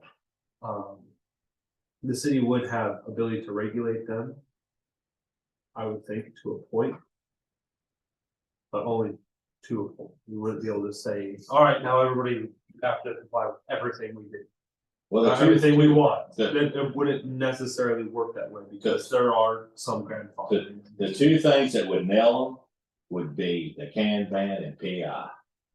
PI and the can ban, because it's a drinking business down there. And those two would put amazing controls on that industry, in my opinion. So I've got a couple thoughts come to mind. The merit of going big, there's a lot of merit to that. Because then it wouldn't be just oh, you're picking on River Bend, or some owner wouldn't say, oh, what are you doing? If you go big, it would be like, well, they're going big, they're doing the entire ETJ, right? Yeah. To counterbalance that, unless you do it correctly, you're gonna have a big sort of dust up. Oh my God, they're gonna annex us, we're gonna do. I think. There's gonna be this You huge guys first. groundswell of property owners saying, well, I don't pay taxes, and what do they do for me, and what are they gonna do? So you better be ready to answer all those questions. And then what you're going to do in that sort of bond election, drop the tax rate. So it won't be the, $1,500, it'll only be like $200 or $300, whatever math that'll be. So there's merit to that, where you rattle everybody, but be ready for that. That's one. The problem, Steve, is apathy. And your neighborhood is in on it. This is an example. We got a workshop, not anybody from the Falls, not anybody from the St. Marcus, didn't even, not even on Zoom, so. How do you get the word out? I've been working on for several years, and you're the. No, as far as this meeting, just a call. I got a text. I texted several people in So- all neighborhoods. And it's all about, they don't wanna pay taxes and they want all the services. Do you have a neighborhood bulletin board, email, or if you're a homeowner association? I mean, do y'all have any mechanism to flood the market, so to speak? Well, Yeah, that's the continual. that's the continual problem, is, we hear this. Getting the word out. We hear this, we have a mechanism within the city that, everyone on council sees when someone lays a complaint about something that's going on in the city, and I'm gonna tell you right now, 90% of those are that's exaggerated, probably 75% of them are not even from, owner occupied or residents of the city. We get people in the ETJ making complaints about what the city should do. They don't pay taxes. And so, to some extent, this is a put up or shut up. Hey, you want your voice heard? Absolutely. This is the price you pay. This is what you get. Might not agree with it. That's fine. That's why you're voting. We're having a vote right now, but I personally, I've been told what to do and lectured what to do being on council for people that are not citizens of the city, and I'm quite blunt with them about, like, hey man, and I'm sorry, I'm not beholden to you. I took an oath to support the people of the city, and every decision I make only is for the people within the city primarily. And I would like to say that it ripples itself to everyone else, but I think I'm with Mike on this. I'm a little frustrated with people coming and trying to tell me, this is what should be done when you bring them an opportunity like this. Okay, we'll come in. I can't explain why people don't know where their magic line is. Like during the flood, I knew Yeah. good and well, and like y'all put a dumpster on our road, so thank you very much. I knew it was a gift, that it wasn't like, oh, we need to do more and blah, blah, blah. Here's the deal in a nutshell, Steve. Here's the deal. You guys know the ramifications of the tubing industry. You know the ramifications of Airbnbs. These other neighborhoods do not know. And their whole thing is not in my backyard. Why should I have to pay taxes? But they'll be the first to cry. When something goes down, they'll come to the city. Oh, please help us. We've already had someone do that. They cry. The people down here on the 621 come in here and go, well, you know what these guys are doing. I'm like, Well, Yeah. maybe that's the logic to go big. Yeah. You But want to got it. the And so problem, here, we're gonna annex all of you. the problem, I'm concerned to go big because of the apathy of those neighborhoods. I'm concerned. Mike, just because we go big and we lose the election, that shouldn't, we can't have another election. We can still do all the other mechanisms anyway. I'm kind of thinking go small. That's my personal opinion. Because look, for example, today, not one person on Zoom from the Falls are, I think. Until we know the dynamics of the makeup of each of these communities with regard. I know the dynamics. No. I've been working on it for years. No. I'm talking about how many people No, owner occupied, square footage of land, Gotcha, and I got you. actually have that breakdown in comparison to what Jared, you guys are making that breakdown, until we have a ballpark idea of that implication. That's how you, that's the data we need in order to make good decisions, whether to work. The problem with governor, I've been tooting the horn for years, but the only person that ever supports Again, this Mike, is that neighborhood. Mike, if we're moving forward on it, you Okay. gotta have the data, but we don't have the data right now. Okay. At least give us the blueprint of how to get it and what data we need, which is very important. That's the I number can, one. I can do that. Okay. I can do a spreadsheet template. Just tell me what the data you need, then I'll go to the county and say, okay, I'm looking for this. And they'll be able to provide it, there'll be a mechanism to do it. You know, and because there's subdivision IDs in all of that information, so there's a mechanism of either downloading the whole thing and sorting it. There's a mechanism, I know there's gotta be one, and the same thing would apply, to the the voter rolls. That's all public information, I know that the mayor knows that better than anyone else in this room. That's all available, and I'm very good at data analysis, as you know, that's the one thing I'm very good at. So, tell me what I need, and I'll go get the information, and then we can come back to council, okay, here it is, give it back to you, and then how does that factor in? Like, we need X amount of Spring River in order to get this land from the Nellies, okay. Or we go directly to Nellies and offer some type of a incentive for them to join something. We have to create a business plan here, of how it's gonna work, and it's gonna be complicated. But Matthew, It's the gonna be problem, complicated. the problem is, you've got a leader of his neighborhood, you got Malcolm, who's the leader in Spring River, who's the Right. leader? I mean, we don't have anybody like We that. haven't approached them at all. We Well, get the data. I've been trying to approach and I've had no luck. Well, this is where I was going, that this I mean- community bulletin board or, website, Door to door, or, well, obviously canvassing door to door flyers. Sure. that's gonna be the best. That's gonna be tough to do, apathy is unbelievable. Again, Mike, I wanna know how many people are owner occupied, we need to get all owners, Yeah. and rentals, you gotta know that before you walk the. I'm just saying, I've been down this road for years. Okay, you wanna be negative about it? Oh, I'm not negative, I'm not being negative, I'm just being. Well, it's a finite number. I look at here and let's say there's, I don't know, 2,000 property, individual taxing entities, right? Or Yeah. I do. 2,000, 2,500, I don't know, it's finite. It's, and you just start, put up a spreadsheet and do the math, and, that concept of lowering the rate based on volume, that's a good one. If you can't give me a rebate or not a rebate, but well, that too. But, a staggered approach, then knowing that you go big and it's gonna, what are you, 0.3, what did you say? Yeah, it's 300 per 100,000. Sorry, so, okay, so you drop it to 2.5 or, however the math comes out. So that's a big one, that if this passes, if both of these pass, then the effective tax rate drops to 2.5, or whatever. That it's not at 3, it's this amount, and therefore, that sort of thing. So I don't know how to, the concept of people storming the door, screaming, why haven't you helped me, and never paid a dime in taxes. I was confused that day, and I'm still confused as to why you would get all this, well, you need to do this, but you're not even in the city. So what do you mean? I don't need to do anything. But the biggest one we get is that Northwest River Road. We Yeah, that's got the- 5, I sent every one of those people the bond information that the mayor was able to present, and Ed came with, said, hey, you're so concerned, do the bond, and the one I got into a conversation about joining, coming into the city. Same thing, like Mike said, I don't wanna do that, I'm like, then shut the up, you use the road and we pay for it, so.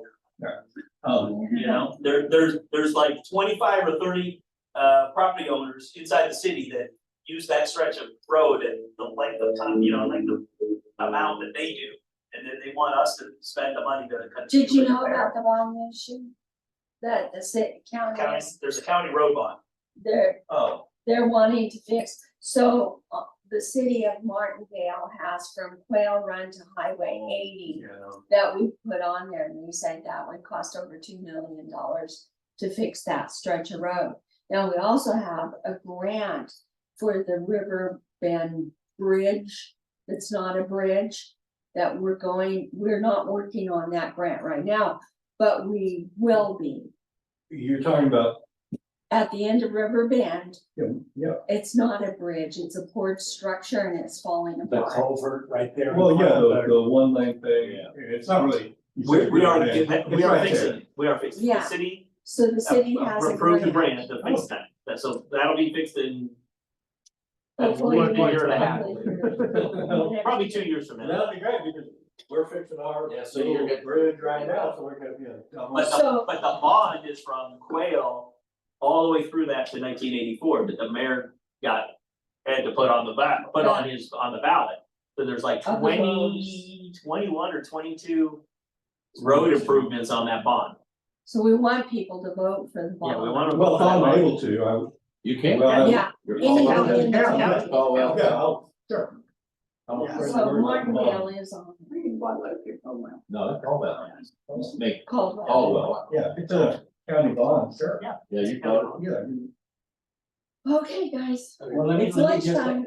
just ask him one quick thing. So the Airbnb ordinance you're working on is gonna be enforceable within the city limits of Martindale, not in any of these other places, the call. I think Or any- it does extend to the ETJ, because we collect the tax in the ETJ as well. No, but this is a city ordinance, though. the code enforcement regarding like business regulations and stuff, like having a local property manager on call, and those things may not be applicable to the EPJ, but things with the other part of the ordinance of requiring the tax payments to be collected by Airbnb and VBRO, that would be applicable to you. What about the plans and occupancy? Only if you're inside the city limits. We have. Well, another I'm meeting. working on But we're working on to add that to you. I mean, yeah, I that. mean, Oh, that's a big if one. that's in ETJ, that'd be monstrously big. Not in But if we ETJ. initially do it and enforce it within the city limits, that would be a shining example of the strides that the city have made to try Yes. and make it better for you. Of course, one's good and one's even gooder. You don't like to say that, better, obviously, obviously, I would like to hear that it's enforceable in the ETJ, especially just, No, you're shaking your head, some yes, some no. It won't be. not all of it. Any, well, I only need noise. It won't be. We can't enforce the You ordinance come and see, in let the ETJ, but in the ETJ, we do get to collect the tax. You can tax it. Yes. No, Well, Well, we haven't done that. Come into the We city. haven't even no, done no, that. for the Airbnb enables y'all to have some regulatory in the ETJ. No, Just as far as collecting For money, the The 6% hotel. tax, motel yeah, no enforcement. is that correct? of Gary? the ordinance. We'll look at it. We'll look at it. But that's another incentive. There might be a reason to make it only applicable to city limits. For one, just so it doesn't come under challenge, and two, Yeah. providing that incentive. Yeah. And trust me, I'm pushing that noise big time. Well, I'm hoping to I sort of, want the noise. kind of like, you kind of like. Sometimes a guy in uniform can kind of bluff his way, so to speak. So it's like, oh, this is an Airbnb ordinance, City of Martindale, Airbnb. If people don't even know they're in, they come to your door, they don't know they're not in the city, well, then you're in the city. Airbnb ordinance. You know, they'll quiet down. Right, and The it noise goes the other way. The noise is a big, I'm working on that. Anyway, great meeting, thanks. Thanks for coming, Steve, I Yeah. appreciate it. I wish we had about 3 of you all over the town, all for every neighborhood. Do I have a motion to adjourn? I make a motion to adjourn at 12:17. And I a second that. Okay, all in favor, please say aye. Thank you. Motion